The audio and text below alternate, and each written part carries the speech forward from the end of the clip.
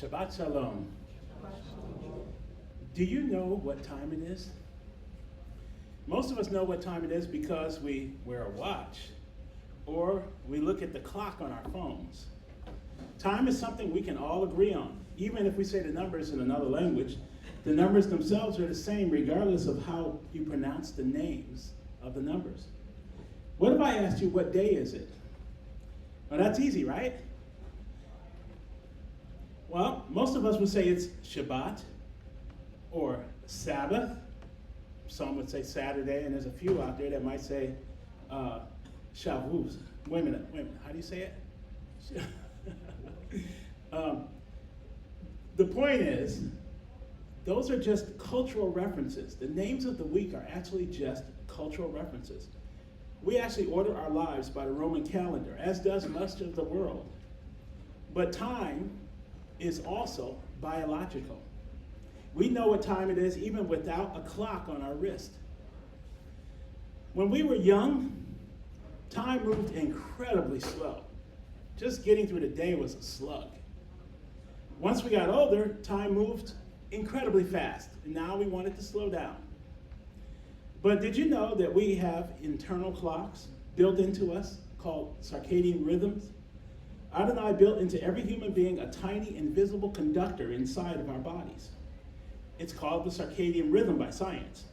It tells us without a clock that it is daytime, to be alert, or if it's dark, it's nighttime, and it's time to wind down, and eventually to lay down and go to sleep. Many years ago, while I walked from California to Ohio, I got pretty good at watching the shadows to know what time of day it was. And then something else happened as well.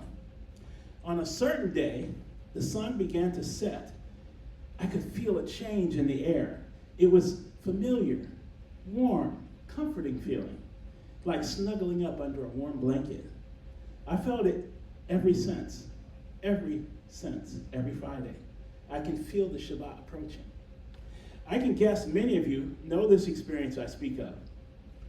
And I invite you to surrender to that feeling. Let it wash over you. Let you internalize the fact that this is a different day. Psalm 139, verses 11 through 17. I want to read those for you. I want to share them with you. If I say, surely darkness covers me, night keeps light at a distance from me, even darkness is not dark for you, and night is as bright as day. Darkness and light are alike. For you have created my conscience. You knit me together in my mother's womb. I praise you, for I am awesomely, wonderfully made. Wonderful are your works, and my soul knows that very well. My frame, this body was not hidden from you when I was made in the secret place. When I was woven together in the depths of the earth, your eyes saw me when I was unformed. And in your book were written the days that were formed when not one of them had come to be. How precious are your thoughts, O God. How great is the sum of them. You see, we have a beautiful relationship with the one who designed everything that is, if you allow it. He designed us to be aware of what time it is and what day it is. But why? Why? I'll answer that question, but I'm certain you will know the answer before I even say the words, by the time I get to the end, of course. As you know by now from reading the Holy Scriptures, that our Father wrote the beginning and the end a long time ago. That might be hard for us to understand, but it's in the Scriptures. Our Father wrote the beginning and end a long time ago, even before his Spirit moved to fulfill his words. In your book were written the days that were formed when not one of them had come to be. Allow that to be in your thoughts for a moment. Our Father created time, and he's not bound to it. He's outside of time, but he bound us to it. He's letting us know he's not limited by his imagination, and he's not limited by his creation. In no way. For Elohim, time does not pass. That is a physical constraint of creation. He put us on a sphere, suspended in invisible gravitational fields that have worked perfectly since the first day that he set them in motion. The sun, the moon, and even the stars are so precise, even the mechanical things we create to measure time become inaccurate over time. And we have to adjust them again by the sun and the moon. He gave us seasons and life and death, and he has done so much more. He gave us instructions, histories, and families, and he gave us the ability to make choices. We can choose to follow him, or we can wander away and choose non-existence. Let me change it up for a moment. There's a great blessing to be born Jewish in an observing family. From childhood, you know Shabbat. You eat a clean diet, and you study the words of the Creator, and you keep the times and the seasons. A religious Jew also knows that there are eternal appointments forever. Eternal appointments to gather as a community. In this week's reading, we see that Adonai is instructing Moses in things belonging to the eternal. The first is holiness, sanctification. Adonai is holy, and as I've said earlier, beyond, outside of the creation. Those who serve him must themselves be sanctified. The world has a distorted view of sanctification. We've been taught that people can enter holiness and stay sanctified, somehow magically. People and kings have been lifted up in legend and stories to be seen as saints. But I assure you, even our best moments of holiness are as brief and even more momentary than the bloom of a tulip. Sanctification, holiness, righteousness comes only from one place, the God of Israel. For to Moses he says, I will have mercy on whom I will have mercy, and I will have compassion on whom I have compassion. So then it does not depend on the one who wills or the one who strives, but on God who shows us mercy. Romans 9:15 and 16. Men and women, while serving the eternal, have brief periods of holiness. Humanity in our present state is unable to fulfill the perfect law. Unable, and definitely fails miserably, badly at holiness. Let's briefly look at the Haftorah reading this week from the book of Ezekiel. And I think you'll begin to see what I'm talking about. But first, a little backstory. When Israel went astray, one priestly family refused to submit to the world and to the kings and to the authorities of the time. And that was the Levitical family of Zadok. When the redemption comes and a new sanctuary is built on the mountain of God, which will be raised up in Jerusalem, one family, chosen from all of the Levitical priesthood, will be allowed to minister inside the new sanctuary, to draw near to the table of the Lord and his people, his select, his charge. You can choose any word you want from the scriptures, but the point is that those who belong to him will be there. And these humans will be taking care of them. They will be ministering to them. But only the descendants of Zadok. So does this mean that the descendants of Zadok, are holy? Yes, but only for a brief time, while they are serving the Lord of the universe. You see, the prophet Ezekiel was taken up in vision to the mountain of God when he was told to record this. It will be that when they enter in at the gates of the inner court, they will be clothed with linen garments. No wool come on them while they minister in the gates of the inner court and within. They will have linen turbans upon their heads and linen underclothes upon their loins. They will not wear anything that causes sweat. Before they go out to the outer court and to the outer courtyard, to the actual people, they must take off their garments in which they minister and leave them in the holy chambers. They will put on other garments so that they do not consecrate people while in their garments. Ezekiel 44:17 through 19, for those of you who are keeping track. So when the priests leave from the sanctuary, they must change their linen garments and leave them in the holy chambers. But for a brief time, the time that they're serving, these people will stand in the presence of the Lord of hosts, to serve him, to see him as Adam saw him. Like Aaron and all his sons, before they enter the sanctuary, they must offer a sacrifice for sin. Make no mistake, righteousness, holiness, sanctification comes only from Adonai Elohim Sabaoth through the indwelling of the Ruach HaKodesh, or the Holy Spirit, for those of you not familiar with Hebrew as yet. Anything else is a self-delusion. Anything. This is why we need and will have all of the sacrifices in the redemption, the millennial period, the messianic age. Haven't you wondered about that? At times, at all times, Adonai is to be esteemed holy because he is holy. He is eternal, and our God is one God, only one.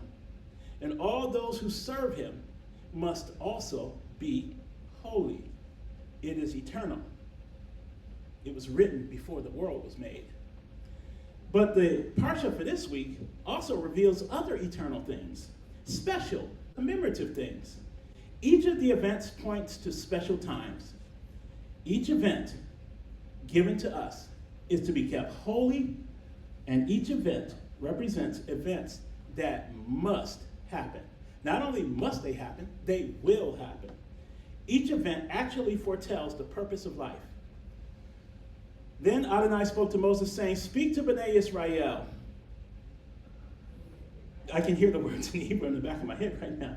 "And tell them, these are the appointed Moedim of Adonai, which you are to proclaim to be holy convocations, my Moedim." Now, that's in Leviticus 23, verses 1 through 2.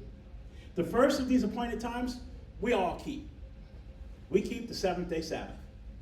Not just because we need a rest day, but because the time from sunset Friday until sunset Saturday is holy.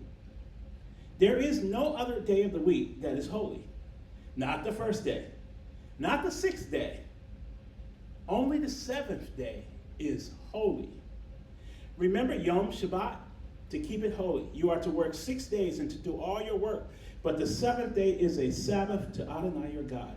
In it you will not do any work. Not you, nor your son, your daughter, your male servant, your female servant, your cattle, nor the outsider that is within your gates. Exodus 20, verses 8 through 10, and it should be pretty clear. He's saying anything or anyone around you should be on Shabbat. Period. Can men and women have a rest day on Sunday?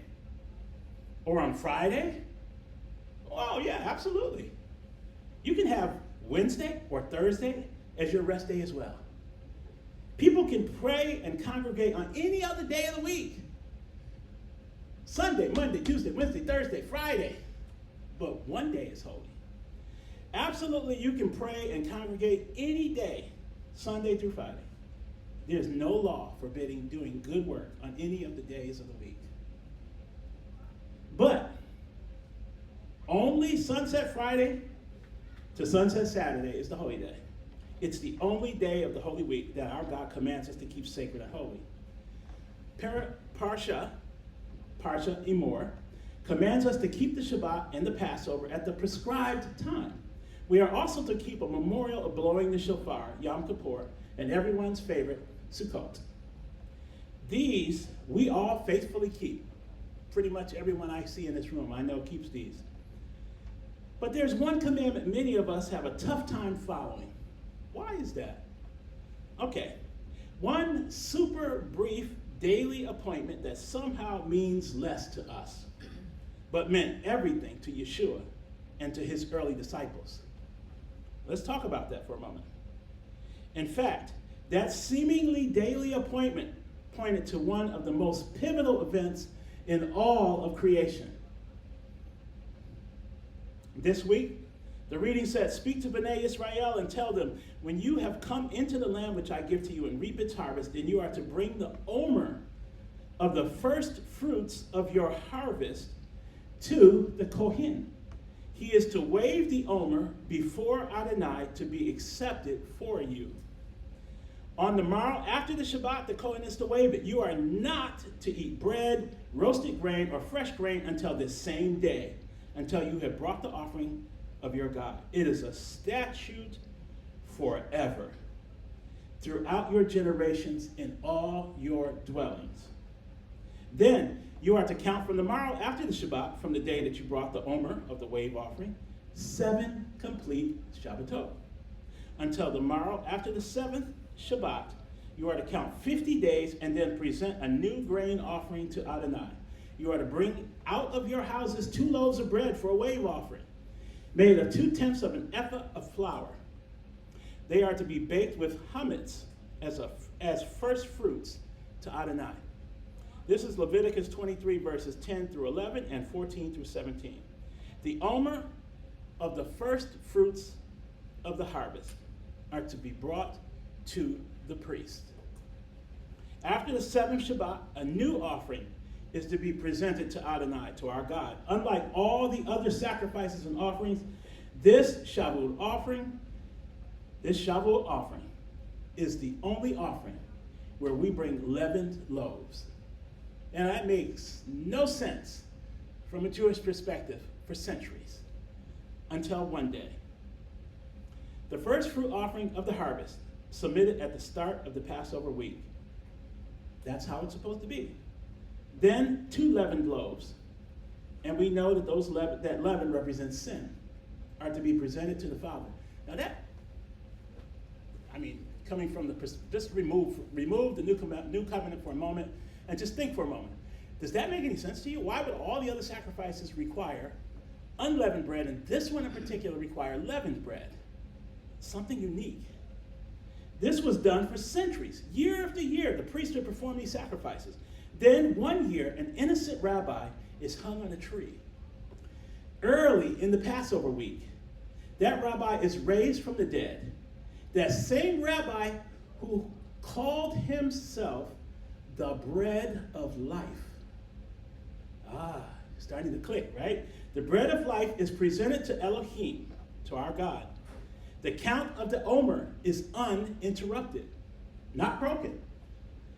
Then on Shavuot, while the whole community is gathered at the temple, something extraordinary happens. Adonai receives the bread of life and pours out his ruach, his spirit, on all who partake of the bread of life. Now it makes sense. And our brothers and sisters have turned away from their scriptures.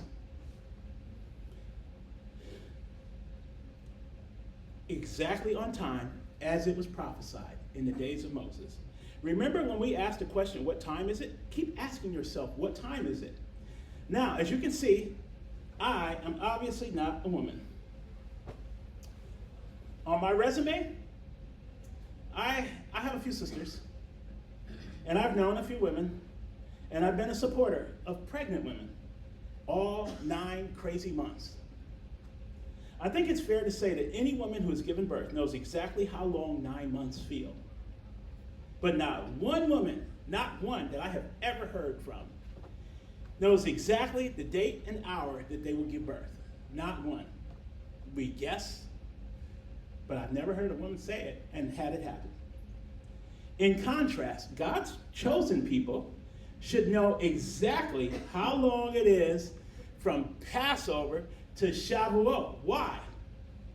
Because Adonai has commanded us to count the Omer. We're not to lose focus during these days.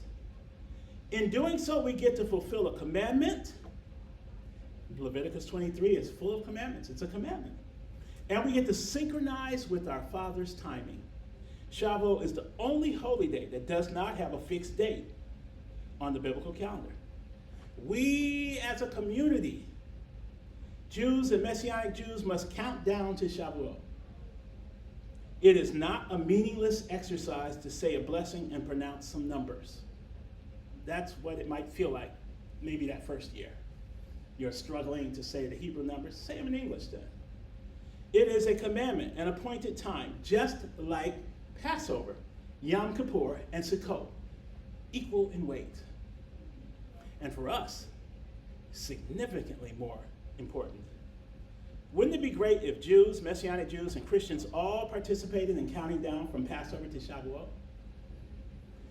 It is a statute forever, throughout your generations and all your dwellings. One day, the whole world will count 7 Shabbats from Passover to Shavuot. The whole world. The counting of the Omer seems to be the one commandment, one daily appointment we seem to struggle with. If I had to guess, most people have no clue what an Omer is, let alone how to count it. Can I see a show of hands of how many people know what an Omer is? Oh, wow. Just one.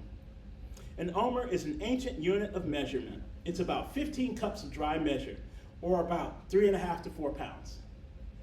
When the commandment was given, it was mostly about barley. Yes, that same amber waves of grain that we sing in our America the Beautiful. Barley is a hardy wheat crop that was cultivated by men. It is likely one of the wheat crops that Joseph collected. Again, the connections. And it was stored because it was grown in Egypt, and it ended up feeding the whole world. Not a coincidence. When you collect and bundle the barley, it is collected in sheaves. It's a known fact that since ancient days that wheat in all its forms symbolize agricultural knowledge, which comes only from God, abundance and prosperity, which come only from God, and most of all, daily sustenance. Do the words "give us our daily bread" sound familiar to you in any way? It should. To make bread loaves for a large family, one needs, and now obviously this is an ancient formula, because I know that today everybody has their funny little things that we like to eat and don't like to eat. But back then, a large family would need about 3.5 to 4 pounds of flour a day to make bread loaves. That's an Omer. Give us our daily bread. For 49 days, Adonai is asking us to count our daily bread. 49 days, that's all it is. We begin the Passover eating unleavened bread. Then for a total of 49 days, we bless Adonai by acknowledging his daily bread. All it is a thank you for giving me food and sustenance every day. Messiah Yeshua, who rose from the dead, never lost the counting of the Omer. He entered into his new life to the count of the Omer. You see, after Messiah rose from the dead, he had work to do as yet. He had to fulfill the appointed Moedim. He had to fulfill them. He was barely in the middle, which we read about this week, as a matter of fact. He showed himself to be alive after his suffering through many convincing proofs, appearing to them for 40 days and speaking about the kingdom of God. Acts 1, verse 3. Yeshua was seen alive not only by his disciples, but also by hundreds of others. And I'll just give you the scriptural reference. 1 Corinthians 15:6. He appeared to over 500 brothers and sisters at that time. Messiah Yeshua was the first fruit of the harvest. First fruit of the harvest, appearing 40 days during the Omer count. First fruit of a new covenant. A harvest of Jews, Gentiles, and the mixed multitude of humanity from every tribe, language, and people. Selected not for their fleeting moments of righteousness. God didn't call you because you were righteous. He didn't call you because you did something nice. He called you because he had written it in his book before the world was made.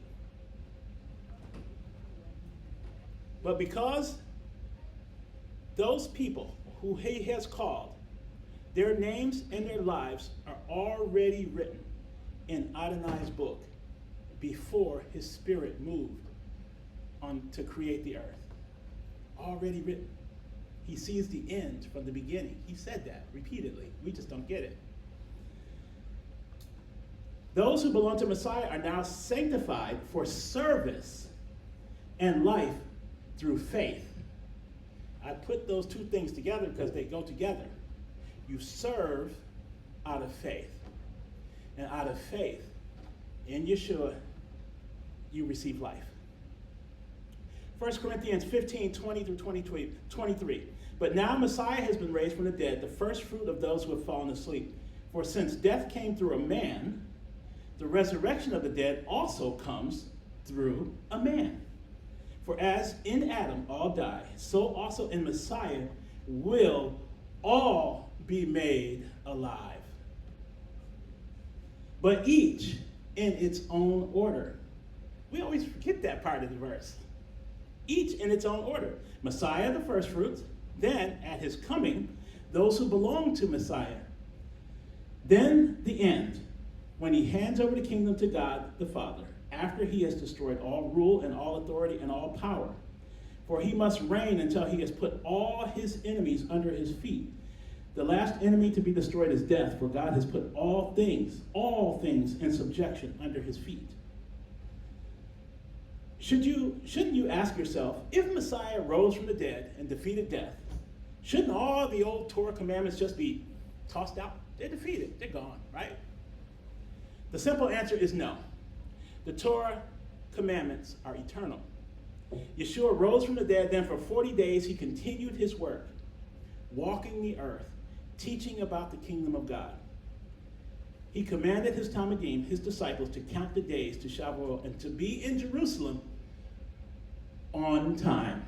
Something I know that many of us have a problem with. Be on time in Jerusalem, on the rooftop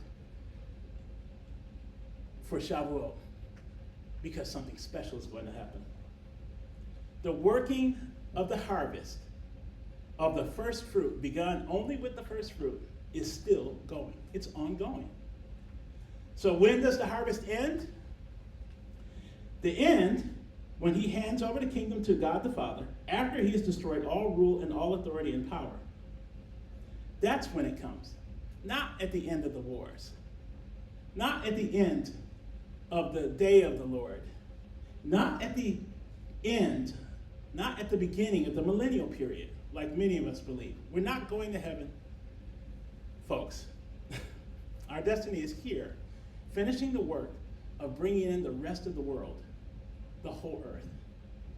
So, what time is it? It's harvest time. Simple, right? What day is it? Well, actually, today is day 30. Tonight is day 31. When the sun sets, day 31 of counting the Omer begins. So let us, tonight, after the sun sets, count the Omer, keep the count until Shavuot, and keep serving in our community. Shabbat Shalom. Shabbat Shalom.